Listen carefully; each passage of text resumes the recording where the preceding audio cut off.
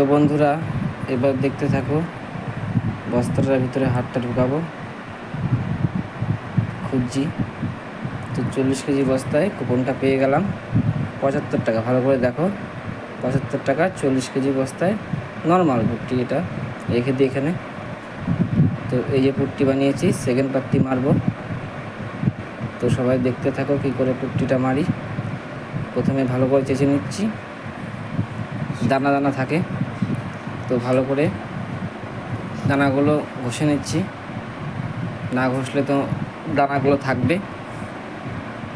তো ভালো করে দেখতে থাকো।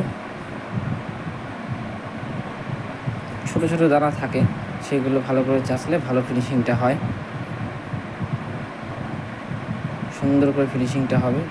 কী করে পুট্টিটা করি দেখতে থাকো। এই যে পুট্টি, তো এবার পুট্টিটা করা হবে। এই যে নিচ্ছি, ভালো করে দেখো। টানলাম, আবার টানলাম। আস্তে আস্তে ধীরে সুস্থে করতে হবে, তাহলে ফিনিশিংটা ভালো হবে। তাড়াহুড়া করলে ফিনিশিংটা খারাপ হবে।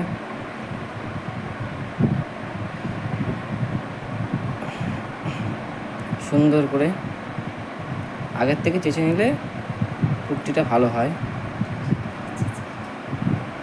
দানা দানাগুলো থাকে না।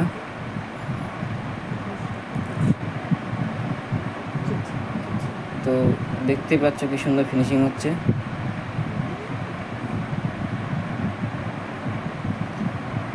তো এরকম করেই সেকেন্ড কোটটা মারতে হয়। আগের থেকে ভালো করে ঘষে নিলে দানাগুলো একটু থাকে না, সুন্দর পুট্টিটা হয়। বোর্ডের সাইডগুলো কত সুন্দর করে মারা হচ্ছে। তো পরবর্তী ভিডিওর জন্য সাবস্ক্রাইবও করো, দেখতে পাবে কীভাবে রং করি।